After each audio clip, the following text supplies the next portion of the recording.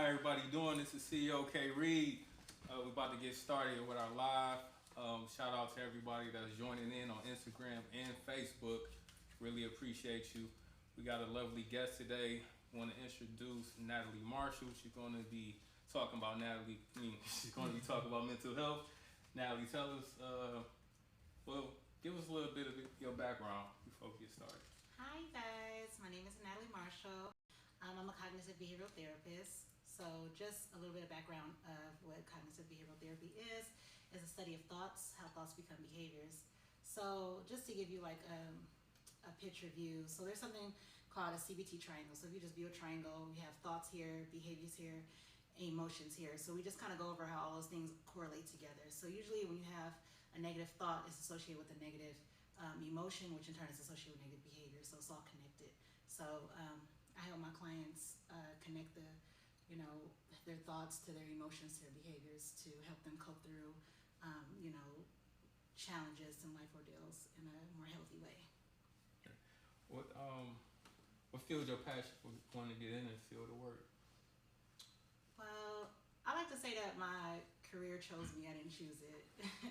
Like before I even became a social worker, people just gravitated towards me and just felt comfortable just telling me like things that they were going through, and just randomly too. Like I could be in a grocery store and people just, I'll say hi, just like we were just on the elevator earlier, and I said hi to someone, and then it just, I don't know, just the natural flow. Maybe my presence, or just the, I'm not sure like how it just became just an easy flow like that. It just organic, but I knew that I was just meant to be in this field of work. When I was in my undergrad, I originally started going to school for nursing. A little background behind that. Growing up, I took care of my grandmother before she passed away. When she was on bed rest, and all of my family members always told me, "You're gonna be a great nurse one day. You're gonna be a great nurse." So I was like, "Okay, I'm gonna go to school for nursing." So I started, with my nursing degree, and it was just, I was like, this just doesn't feel like me. It doesn't feel like this is my passion. I feel like something's off.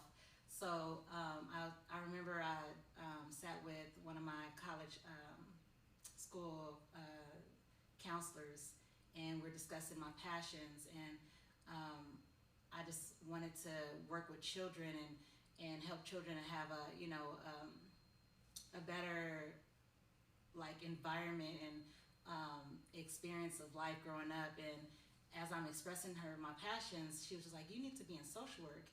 And I was like, "Oh, really?" Like, so I started looking into social work, and from there it was just like everything just fell into place. Like I loved the classes. I was just intrigued with all the information I was learning. And when I went for my master's degree, I focused on cognitive behavioral therapy, and I was like, this is just it. Like I've always been optimistic and the type of person that, like, out of all my friends and family, would say, "Well, don't say that. That's negative. Like, we should be speaking more positive." And it just came natural. So I was just like, this is me, like all day. So I would just say that once my path was directed by the universe, I just like grabbed a hold of it and just kept going with it, and it led me to where I am right now in cognitive, studying cognitive behavioral therapy and helping people, changing people's lives, for the better. And just to piggyback off what you just stated, do you think that with children, amongst children and adults, cognitive behavior linking to emotion, do you feel like that's a trauma from childhood, or do you think that's a trigger from experience like adults going through divorce and things of that nature? It's all learned behaviors. So just to understand your question, are you saying where does the negative thoughts begin? The negative thoughts begin? Like, do you see it more prevalent in children, or through trauma, or adults through? It's prevalent within all age range. It's not I wouldn't say negative thoughts or intrusive thoughts like kind of target a certain age range. It's just it could start from childhood, like from learned behaviors, negative things that occur throughout your life. You can kind of hold on to certain memories and things that, and so it's really all age range. Even if you had like the perfect ideal, childhood. Even as an adult, you can have certain challenges. When it comes to this internet, it's a whole nother. Exactly. Like it's a whole nother beast. So a lot of people, are looking at other people's lives and and feeling like what they've been through, or going through is like not ideal because according to society we should be living like this, and some people battle with that, and that might cause like intrusive thoughts. To where they might have challenges just operating throughout everyday life because they're so focused on everybody else's life instead of being in the moment within their own. So it can come from any range of. I definitely agree. That's Sometimes. So I wonder, how like people would say, especially in the black community, we would be like, we would say stuff like, they got diabetes, it runs in the family, or you got high blood pressure, it runs in the family. For me, I think it's more of a habitual thing, right? Like it's the habits that got us, diabetes, the habits that got us high blood pressure. It's not really like a generational thing or inherited thing, but I wonder if can you inherit dysfunctional thought patterns? Like, let's say if my grandparents, they had dysfunctional thought patterns or whatever, and I never met them, can I still inherit like those dysfunctional thoughts or mental health?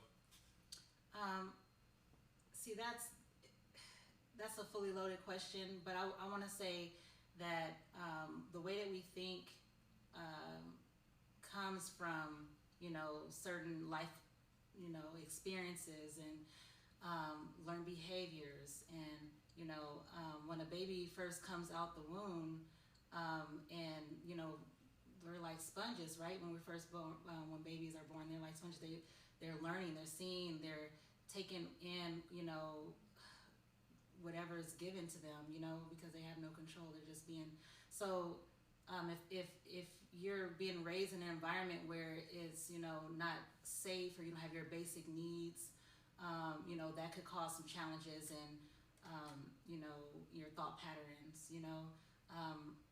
But where it becomes complicated is when you say like in relating to different like diagnoses. Some things can be inherited, but if we're just gonna speak like just a certain way of thinking, I would say it would come straight from like environmental situations and learned behaviors. You know what I mean? So, just out of curiosity, what are some particular things that can be inherited that's like diagnosis? So. Is bipolar one of them? Yeah, I mean. Or depression, stuff like that. So, it's just, that's why it's a fully loaded question, because it's just some of these behaviors are, I guess if you will, like passed down to generations, because that's what we know, that's what we see. Yeah, you know what I mean? Mm-hmm. So I have had clients where their parents had anxiety, panic attacks, anxiety attacks, and pass that down to their children because that's all they knew, that's all they seen. Yes.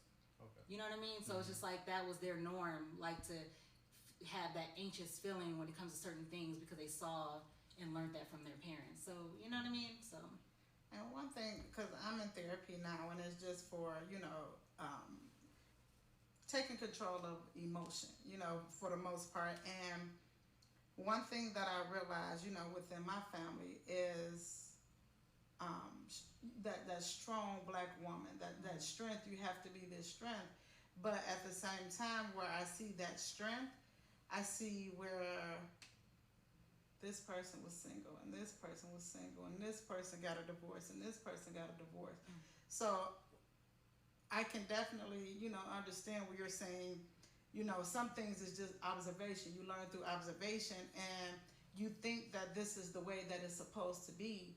But as you get older and you have a different desire for life, you realize that I don't have to be this way. Mm-hmm. It's another way that I can be. It's another way that I can handle things. It's another way that I can control things. Mm-hmm. within me. So a lot of time, and one thing I recognize through therapy is I acted this way because this is how I know women to act. Mm-hmm. This is what I've seen, and then through my own evolvement and being around different people, it was just like, oh, I can be this type of woman. I can have these type of habits, and I can pick up this skill or this habit to get to where I want to get to in life. You know what I'm saying? So I definitely understand when you say some things just come through observation. Because if you see your mother having panic attacks, you think that every time you approach pressure, this is the emotion, that this is the action that you're supposed to have in this situation, when some things are just taking a step back and,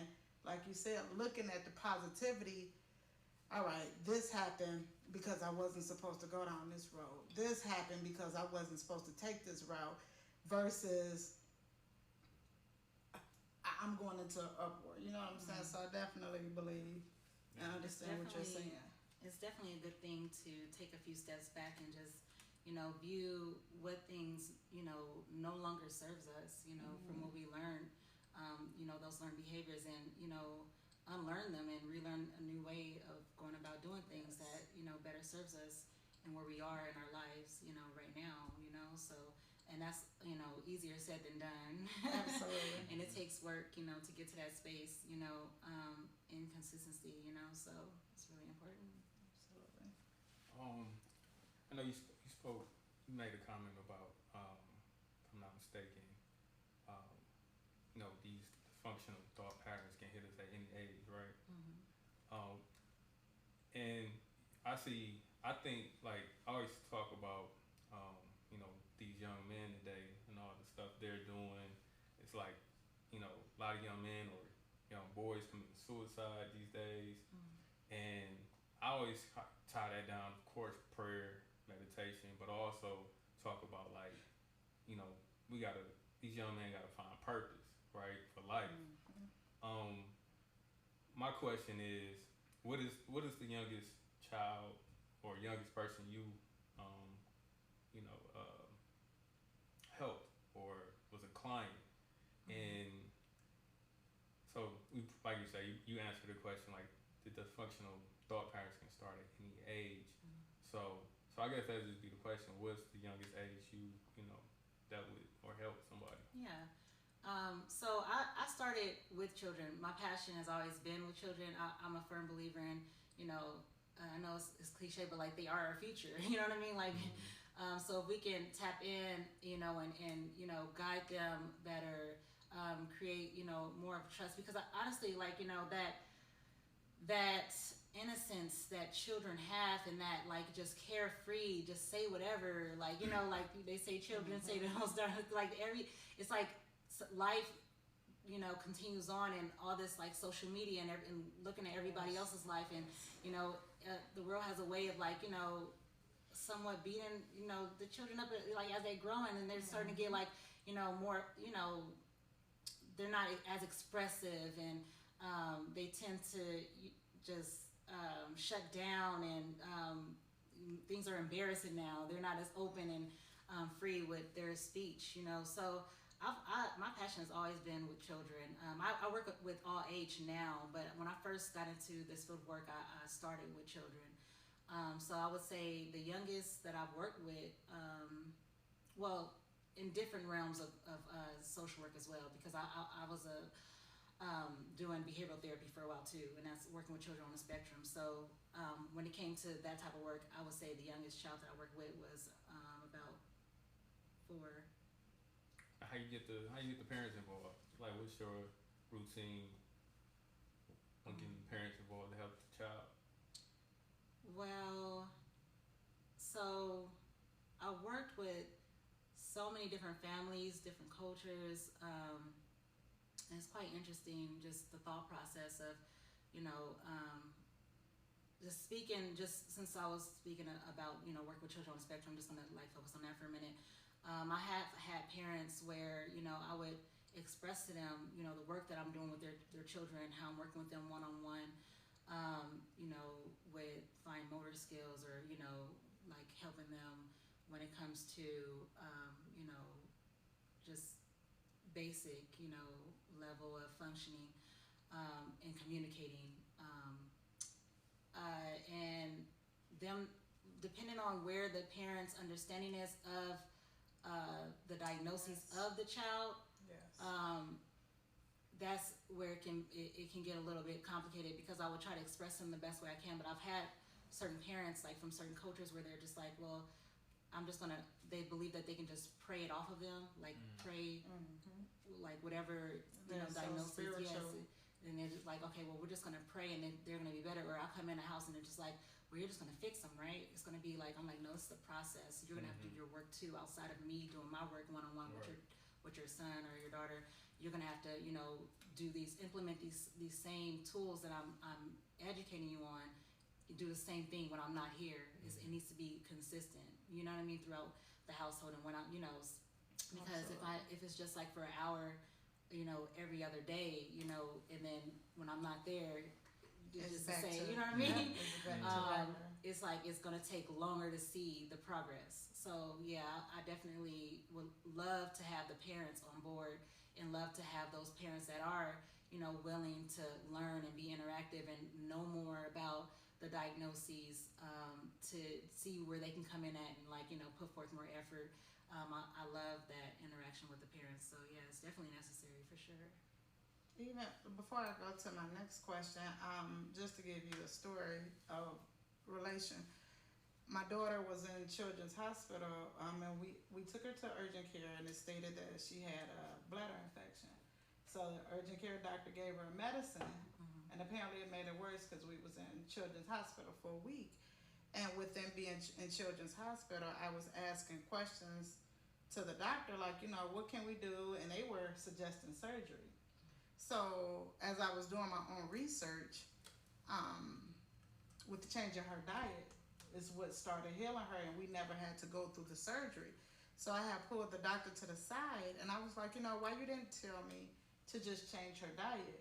And his response was, when you go to a parent and suggest something that it doesn't seem that they're used to, you get a lot of pushback.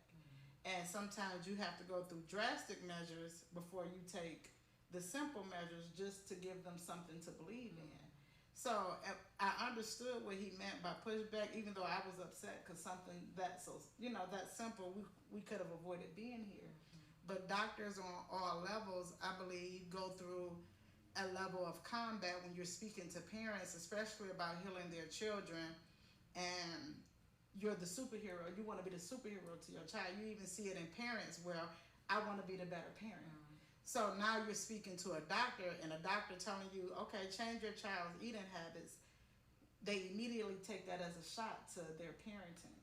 So I definitely, you know, understand where you say you want to get parents on the same level, because with his experience, he avoided me the opportunity of something so simple. So I do understand what you guys go through as doctors. But going back to you speaking of the triangle, and you said it goes from thought to emotion. When it comes to logic and emotion, like, why do you think that that's not within that triangle? Like, why does it go from thought to emotion instead of thought to logic? Because people aren't really thinking right away to logic. It's just your thoughts automatically connect to your emotions. You know what I mean? Right. Not taking the time to actually, like, sit in the thought and think about the logical portion of what you're thinking. It's more so the emotion is overbearing, because when you're in the thought right away, it's like, oh, this thought feels like this, and then you act off of what that feels like. You know what I mean? Absolutely. Going back to what you said a minute ago, before I forget, it was really key what you said when you said something so simple. Why didn't a doctor tell me this, when it could have been like a simple change as far as changing my daughter's diet? Stuff that's that simple, it might sound like I just said a minute ago, like easier said than done. It might sound so simple, but that's like the hardest thing for people to do. Because it's hard to change your own diet. Your diet. You see what I'm saying? It's hard to change your own diet. When it comes to what you eat, that plays a big part of how you think. Yes. Absolutely. I'm glad you said that because I was going to get into that because like I believe prayer, talking to God, meditation, reading the scripture, reading Bible, listening. That's how you listen to God, right? But also, I believe in when you eating right, like you say, dieting, exercising, all these things combined. I think that do help with your with your thought process. So, do you incorporate that, or do you tell them about exercising? And well, I know you can't. You're not a nutrition, so you can't be like you should eat vegetables and fruit.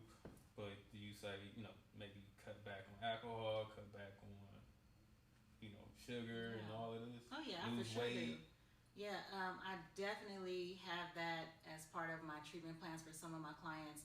When it comes to extreme situations like bulimia, I definitely refer them to their primary care doctor because, like you said, that's not where I specialize in. I'm not going to give, we work on certain things, but when it comes to extreme situations, a specialist needs to, work with them with certain things. So, but I definitely, I don't just bypass that when it's a big thing. It is, all those things. Eating right, making better choices for your food. Exercising is a big one too, because when you exercise, that brings more clarity too, mentally. So all these things are connected. So if you're able to do all these things and stay consistent with these things, you will see a difference, a better outcome when it comes to your thinking habits and especially if you also put in the positive thinking with that too, like intentionally, like thinking positive, like putting posting affirmations on your mirror in your bathroom. So as you brush your teeth, you can read those affirmations. Like constantly pushing that, overload your brain with positive thoughts so that the negative, because sometimes if you think those negative thoughts, it can fester and it'll be heavier and heavier. Yes. Like replace those negative thoughts with positive thoughts right away, and the more you do it, the easier it'll be. It'll just come natural. It won't feel like like work anymore. It just like naturally, like you thought something negative, like, oh wait, I do it all the time. Like even when I say certain words, I'm like, I think in my head like, oh wait, I shouldn't say that. Let me stop saying that. You know what I mean? Because words are important. Yeah. Certain words that you speak, cause certain emotions because those words become thoughts. It's all connected. Yeah, because you can't control negative thinking, but you can like stop it or put put like a little halt to it. I mean, no. That's an insider. I know it is. Put a halt to it. You definitely can change your thought patterns. You can. Yeah. So. Yeah. Cause like for me, it's funny you say affirmation. I think I've just started doing affirmations, right? Like I think I always thought positive. Always had a positive, outthink on life. But it just recently, cause I've been, wanting to do this podcast, getting into different things, challenging myself. I come into this. You ever hear the term imposter syndrome? Where you kind of doubt yourself when you like you good, you pray, you talented, but sometimes it's just that negative thought come. You kind of doubt yourself. You be like, can I really do this? You know what I'm saying? So I'm like, man. So people start talking about affirmation. I'm like, I think that's corny. I used to think that was so corny. A lot of my clients say putting papers thing. on the wall and on your refrigerator. I used to think that was so corny. I'm like, I used to think I'm just so strong-minded and so already a positive person that I didn't need to do that like consistently.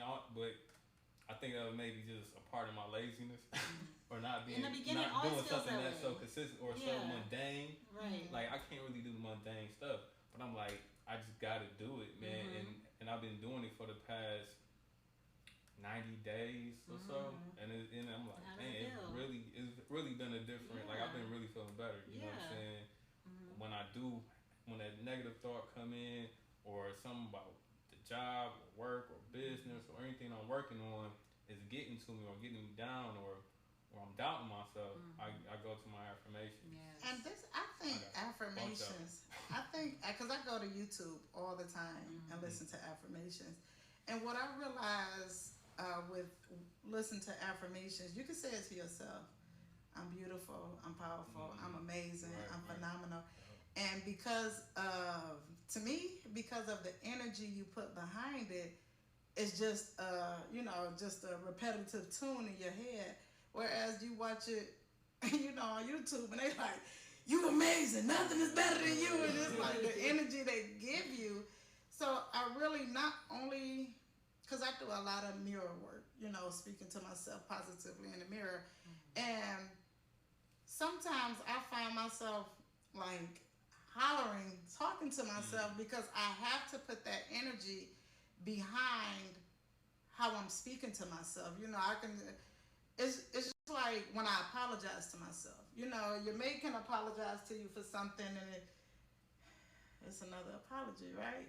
But when it's when it's a sincere apology. So it's like when I apologize to myself, I give it the same energy I would give my children. I give it the same energy I would give my mate. Like, I did not mean to talk to you like that. I did not mean to have this reaction.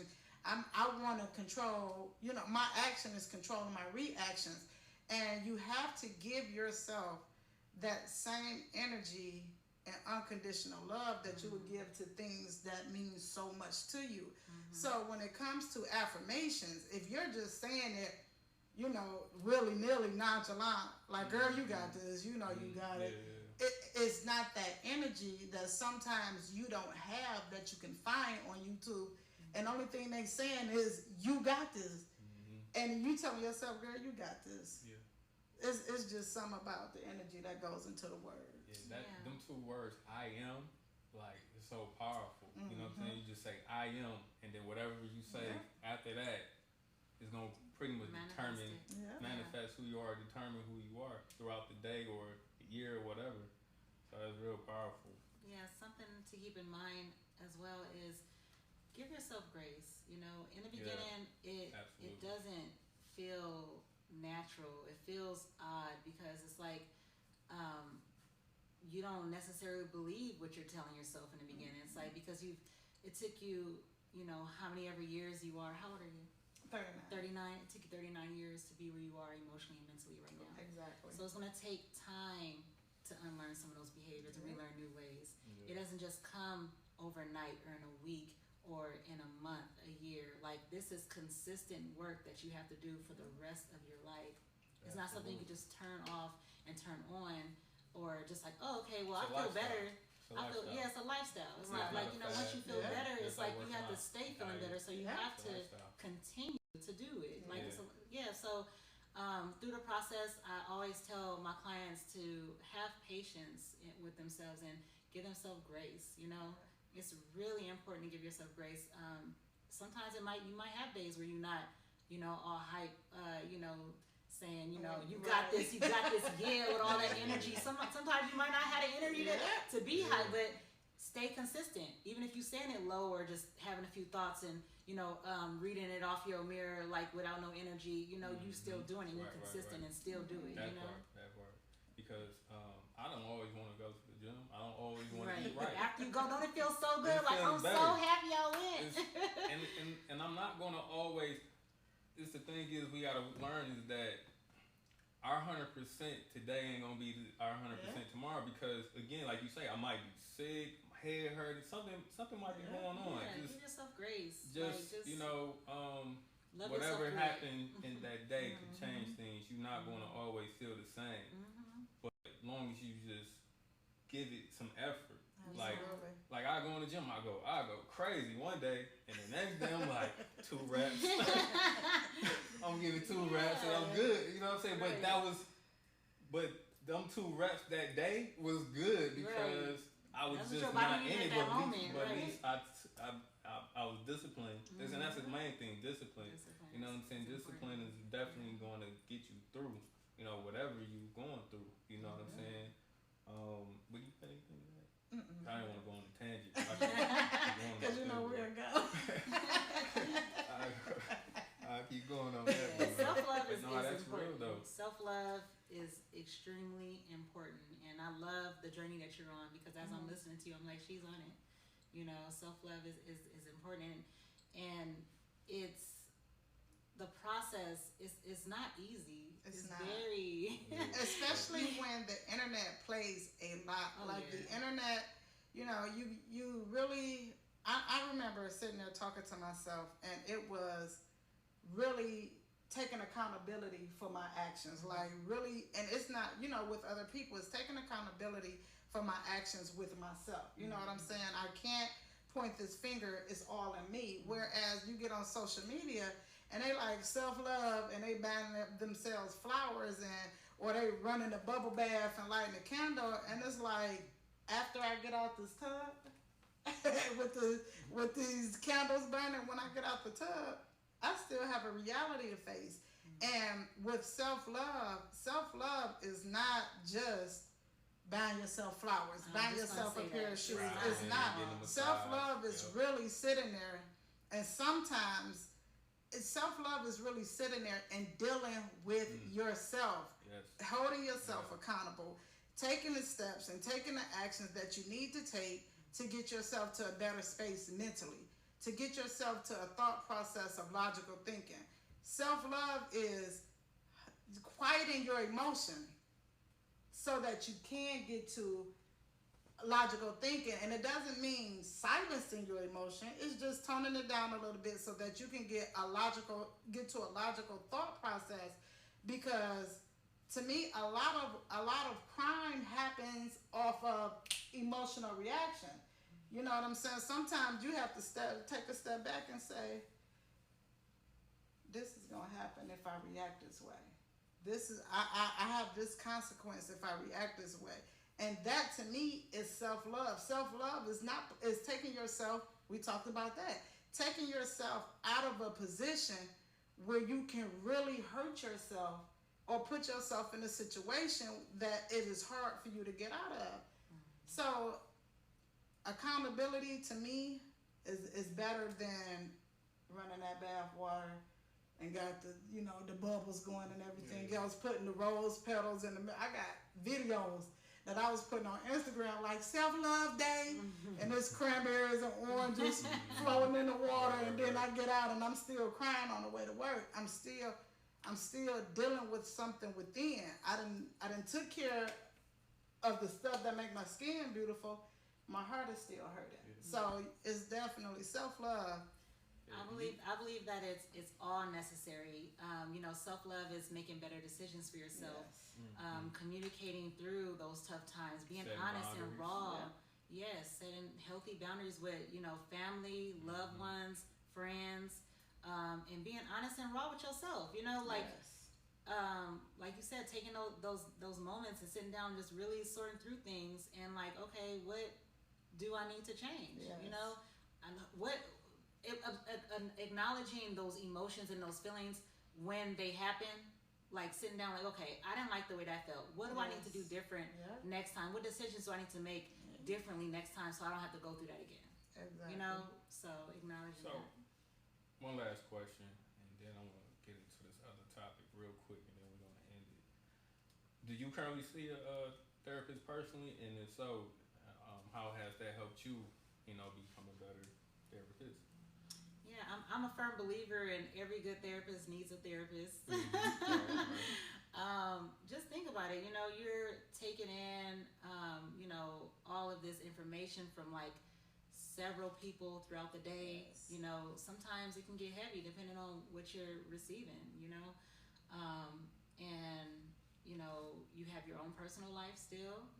That you have to navigate through. So you need to release and have balance, as a person, no matter, what field of work you're in. So I do believe, so yes, to answer your question, yes, I have a therapist.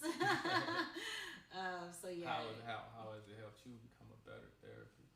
And help you in your field of work? Yeah.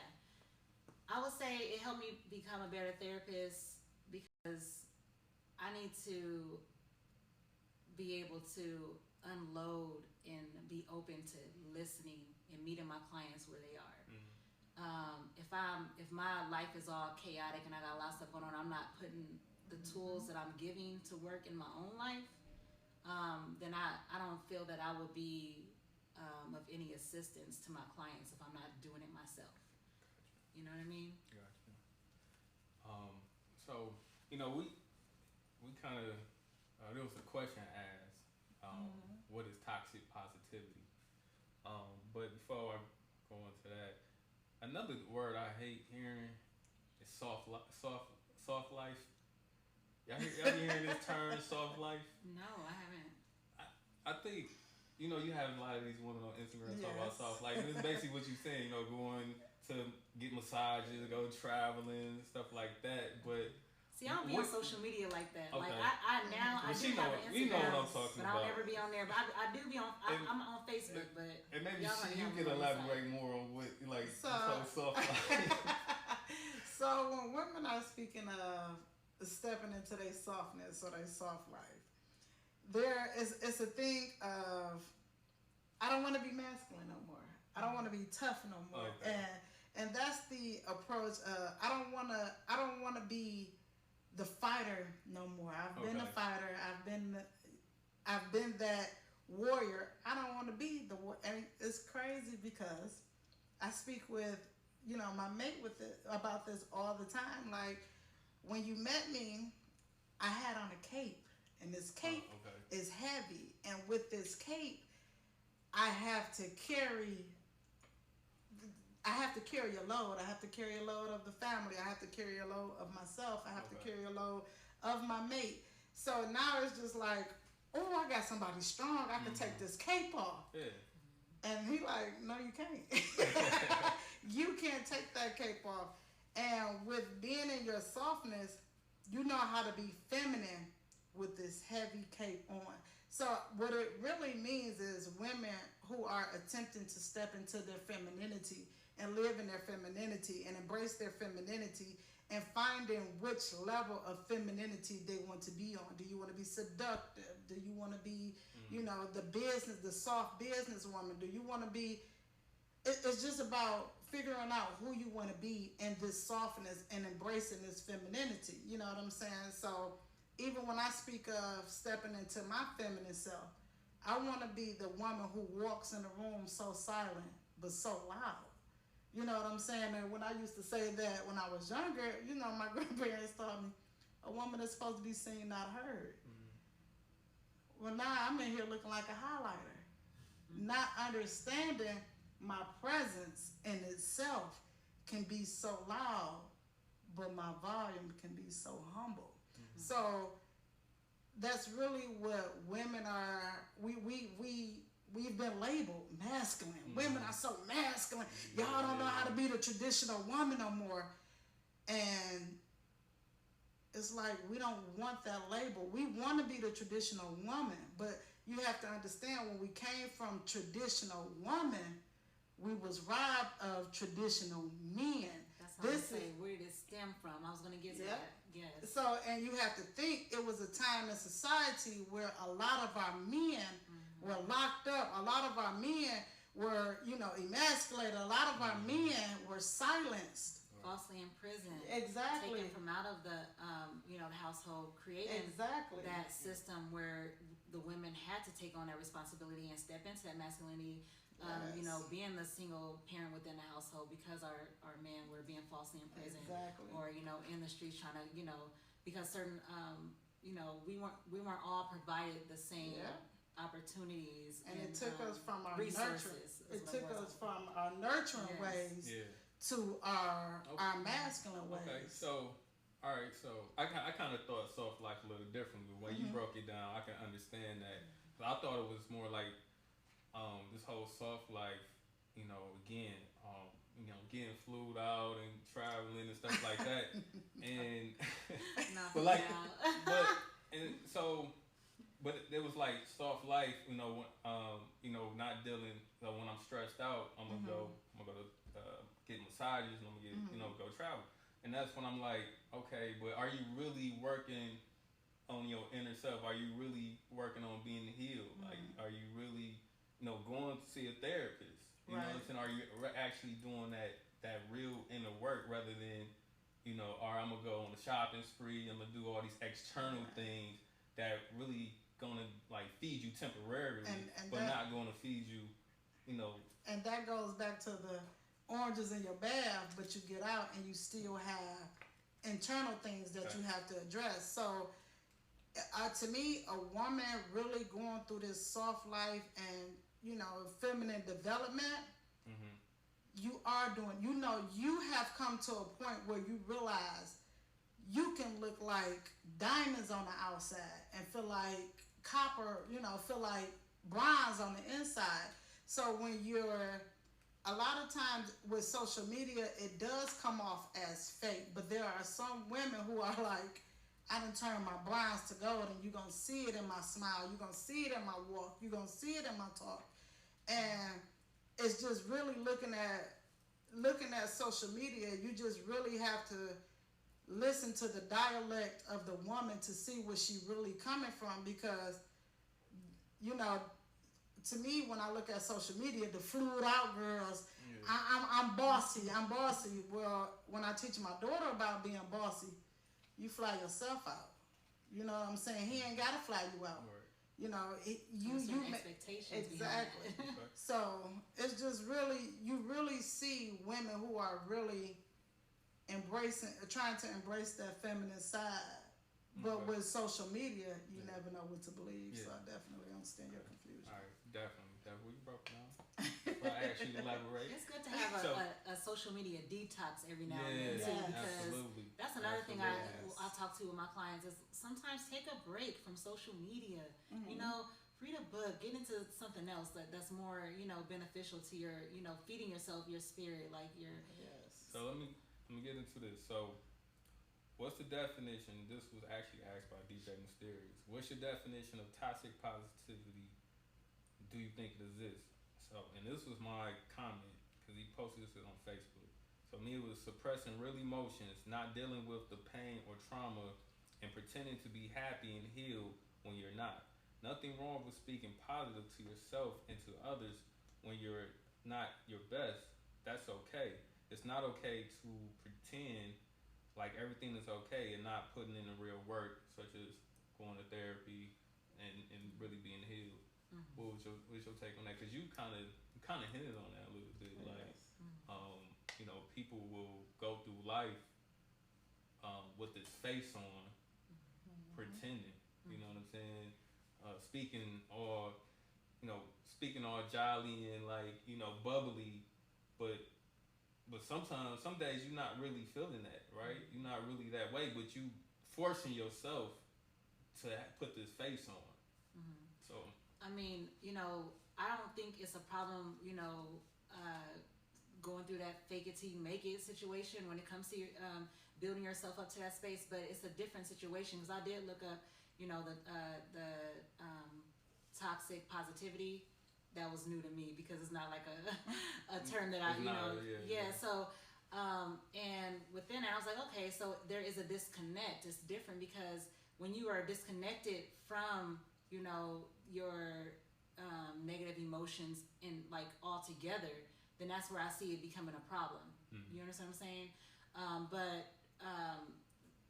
knowing that it's there and exists and acknowledging it, and then replacing it is what I'm saying, mm-hmm. right? So you acknowledge the negative thoughts and replace it with the positive, but when it comes to the toxic positivity, like you were speaking of, it sounds like those people aren't even acknowledging anything wrong, like almost in a way gaslighting themselves. Like it's not, they're not connecting with it. You know what I mean? So we're gonna wrap it up. Just give me your last thought, last word. Natalie. Okay. So I was excited when you asked me to be a part of your podcast today, because I am really big on breaking the stigma within our communities around mental health, educating people. Like you said something earlier about you felt you didn't really need to do these affirmations. You felt like you were stronger than that. It's okay to be open to talking about things that you're going through, mm-hmm. and knowing that you don't have it all together. That's okay. Going back to the toxic positivity, people that experience that, they don't understand that it's okay to like, we're human. That's life, So it doesn't mean that we're crazy. It doesn't mean that there's something wrong with us. And You know, it's nothing. It doesn't have to be. Therapy doesn't have to be associated with something negative. You know, it's a positive thing. You know, we all need someone to talk to, even if it's something small or big. You know, it's expressing it takes a light off your shoulders. I mean, a weight off your shoulders. So I just want to throw that out there just to let people know that there's nothing wrong with speaking to people and expressing yourself and seeking therapy. So let's break that stigma within our communities. All the negativity that is associated with seeking therapy. What I would say to close things out is seeking therapy, as she stated, does not mean that there is something negative about it. Understand that through all things, you are powerful, you are amazing, you are phenomenal, you are strong. You can get through anything, and it's really starting with inside you. You can be whatever you want to be on the outside, but make sure that you are taking care of yourself mentally. Make sure you are taking care of yourself emotionally. I seen within the last year of my life where there were a lot of young men committing suicide. There are more children committing suicide. Understand that you can talk to someone, and if you can't talk to someone at home, speak with someone. Speak with an adult around you that you can trust. Don't always feel like you have to hold everything in. We have to break that cycle within our community. We have to quit looking at it as an embarrassment to ourselves and our lineage when we are trying to seek help. So understand how great you are. Understand you can get through all things, and just find peace within yourself. I will definitely leave people with that. Yeah, no, that was good. I definitely, like Natalie said, we got to get rid of that negative stigma. I was definitely someone who didn't believe in going to therapy or talking to somebody about my problems or my business, or I was very guarded, very private person. And going to therapy has helped me open up and share more. I'm still working on that. But even like you say, even the strongest person needs therapy, needs to get help. You don't have to nothing be wrong with you to go to therapy. Like, I don't think nothing necessarily wrong with me, but I go to therapy. I go see someone for spiritual therapy, just coaching, for counseling, just talking, getting things off my chest, and just wanting to get that, what is it, unbiased opinion. Yes. So because your family, your church members, your pastor, not gonna didn't go to school for that. You know what I'm saying? To help you with these cognitive behavior and all these dysfunctional thought patterns and depression and bipolar. Like, you can't always pray things off, right? I said before, works without prayer is dead. This thing it's got to be a lifestyle. Your eating habits, your working out, exercising, and these reading, putting positive things in your mind. You know what I'm saying? So this has to be a lifestyle in order for us to get better. You know what I'm saying? We have to work on finding our purpose in life.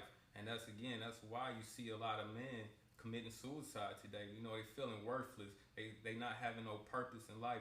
So we got to get back to finding what our passion is and what our purpose is, so we can live this good life, this soft life that we're talking about. You know what I'm saying?